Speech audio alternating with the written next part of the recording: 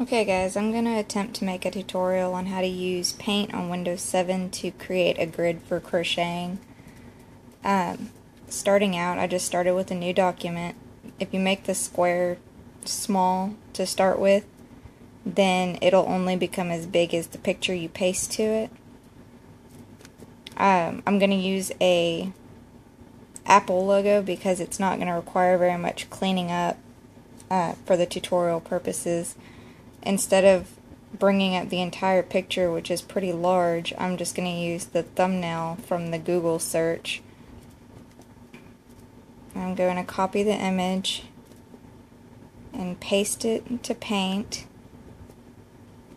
and then I'm going to click resize. You're going to change the measurement to pixels, and then change it horizontally would be how many stitches wide you would want it, and vertically is how many rows long you want it.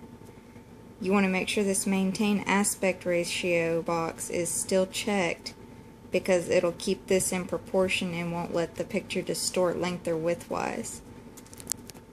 So for the purpose of the tutorial, I'm going to change it to 100 pixels wide, which would be 100 stitches, and I'm going to click OK. And it changed the picture to be pretty tiny. You see it's 100 pixels wide.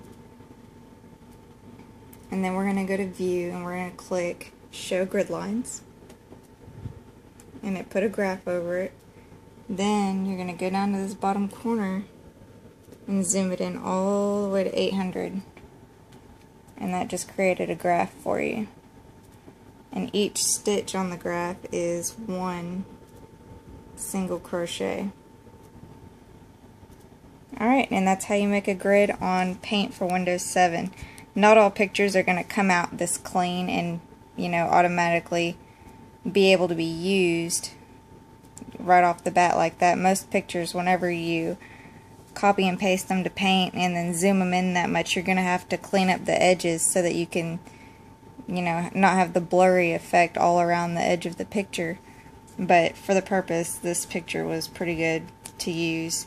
The smaller the picture, or the closest to the size that you actually want the picture to be, the better, the easier to clean up it's going to be. Alright, if you have any questions, feel free to comment and I'll try to explain better for you. That's it for making a graph on Windows 7 Paint.